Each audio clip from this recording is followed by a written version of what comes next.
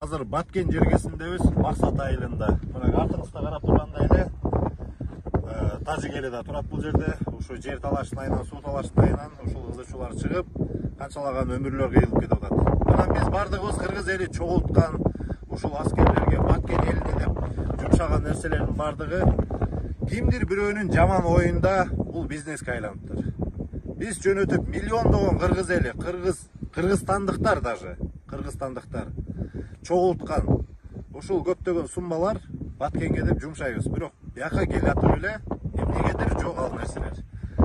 Максатыбыз биздики ушул аскер кызматкерлерине жеткирип, ошолордун абалы менен түздөн түз көзмө көз сүйлөшүп, аларга эмне керек экенин бүгүн кечеден бери жүрөбүз. Көрдүк, бүгүн азыр Мақсат айылындагы заставага да келдик. Көп нерсе жетишпей туугандар. Көп нерсе келбептир аскерлерибизгечи. Ушул жүрөктү өйдөп да биз канчалаган эл ушул элди коргоп аткан аскерлерге деп бир топ нерселерди алдык эле. Дрондор, жанагы берип аткан ушул батарейкалары өчүп калбасын деп пауэрбэндтер келип атты эле. Дагы башка көптөгөн снарядтарга өзлөрүнө керектүү кем каршылардын бардыгын толуктап жөнөтсөк, бул жака келбейт. Мына 5-6 чайска, заставага бардык, бир да дрон жок. А биз канча дрон салдык эле. Менин окуучу балдарым эле 8ди салды эле, бирөө да жок.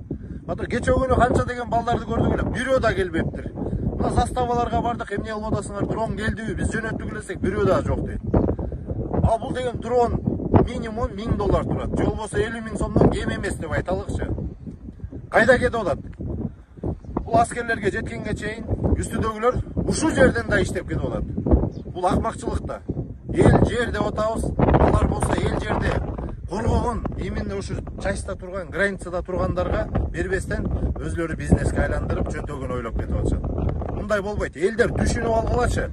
Өзүңөр бергилечи, келип, өзүңөр эринбей келип, эки-үчөңөр келип ушуну таратып бергилечи. Именно аскерлерге көп нерсе, бронежилет жетишпейт. Жилеткалары жок, элементарный жилеткалары. Жүрөгүң атышат. Андыктан эмне кылабыз? Бардыгы эл менен бөлүшкүлө дагы өзүңөр келип бергиле. Көптөгөн нерселер жетишпей жатат.